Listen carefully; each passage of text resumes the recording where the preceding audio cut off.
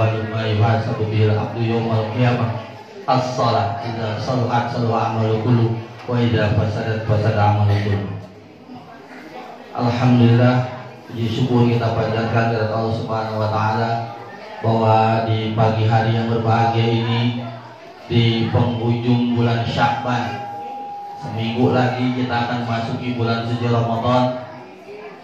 Ibu-ibu di jamaah Majelis Talim An-Nisa mengadakan kegiatan peringatan Isra dan Mi'rajnya Nabi kita Muhammad sallallahu alaihi wasallam. Mari Bu, sekali lagi kita baca salawat dulu untuk mengademkan hati kita.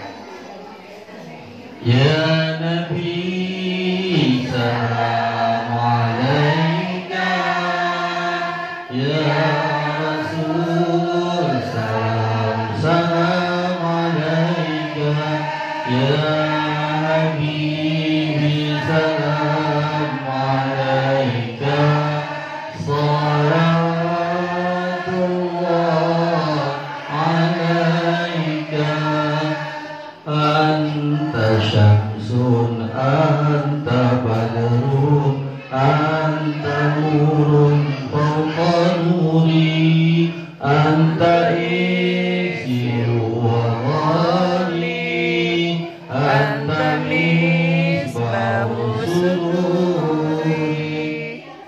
Ya Nabi salam alaika, salawatullah alaika. Alhamdulillah, saya mohon maaf, ini udah sebulan ini nggak tahu kenapa alokasi saya ngos-ngosan nggak jelas. Jadi kayak mau habis napasnya, mungkin 2 hari lagi kan. Siang saja. Kalau dilihat dari peringatan Isra Mi'raj udah kelewat lama ya Bu ya.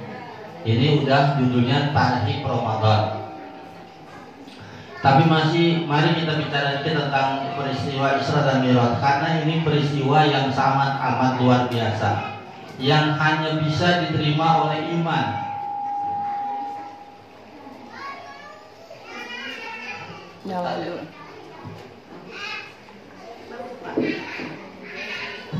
Diterima oleh iman, tidak bisa diterima oleh akal.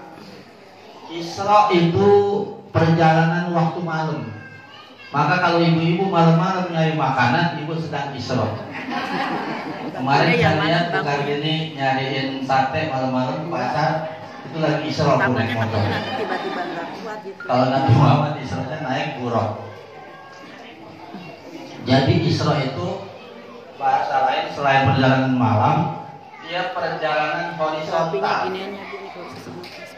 Nabi kita Muhammad SAW itu berjalan di waktu malam, bukan hanya langsung naik ke Sidratul Muntaha, tapi Nabi jalan dulu ke tempat yang namanya negeri Madian. Dari Masjidil Haram ke negeri Madian, tempat Nabi Musa dikejar-kejar Fir'aun. Kemudian setelah itu Nabi juga mampir ke tempat Nabi Musa menerima perintah wahyu dari Allah, namanya Bukit Tursina.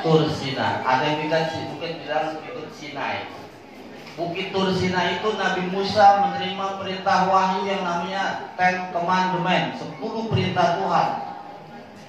Terus saya tanya sama ibu, kenapa ayat Al-Quran atau agama Islam tidak diturunkan zaman Nabi Musa?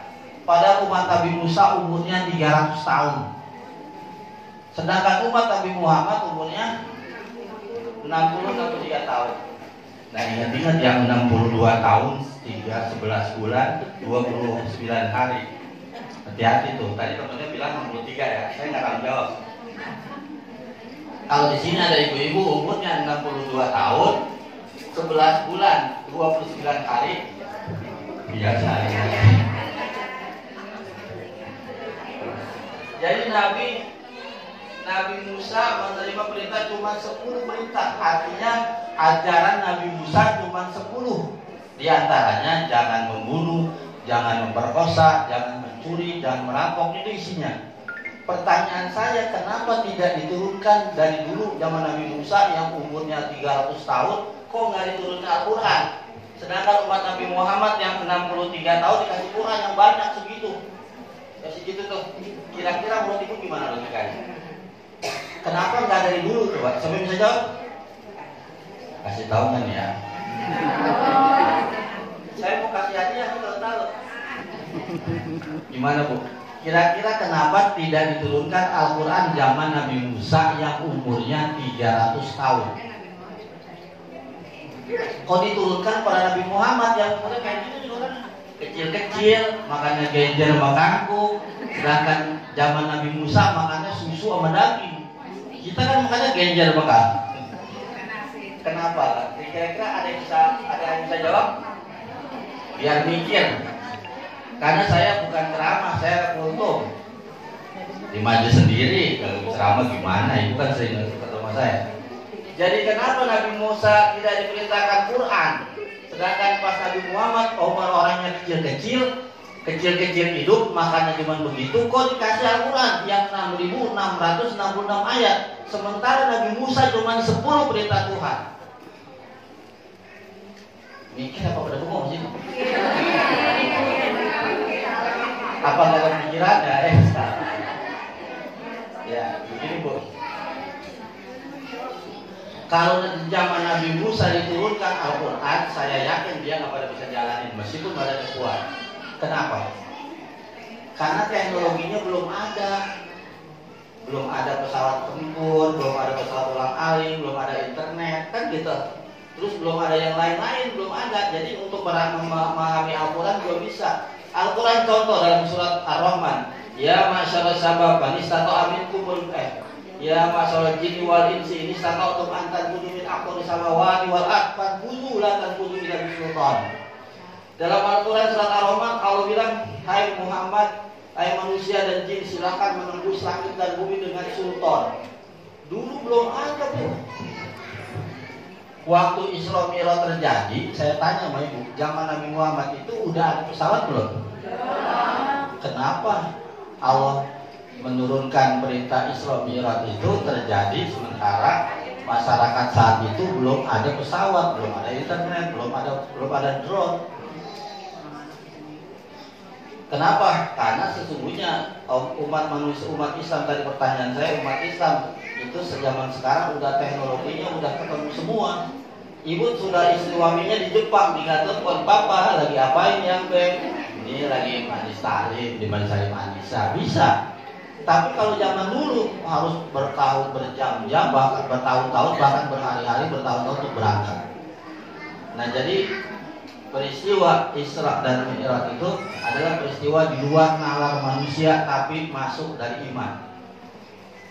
Kalau kita dari iman kan kalau ada ibu sama bapak jadi ada anak.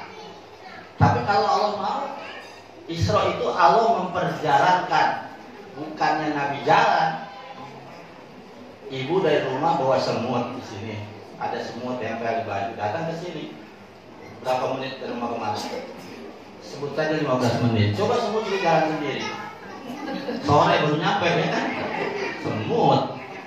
Nah karena diperjalankan sama kita nempel, kita bawa kemari, nyampe semutnya. Terus pulang lagi, nyampe lagi sebentar, 10 menit, setengah jam sudah pulang balik. Coba dia jalan sendiri, 2 hari 2 malam baru nyampe. Nah Nabi kita Muhammad SAW ketika Isra juga begitu.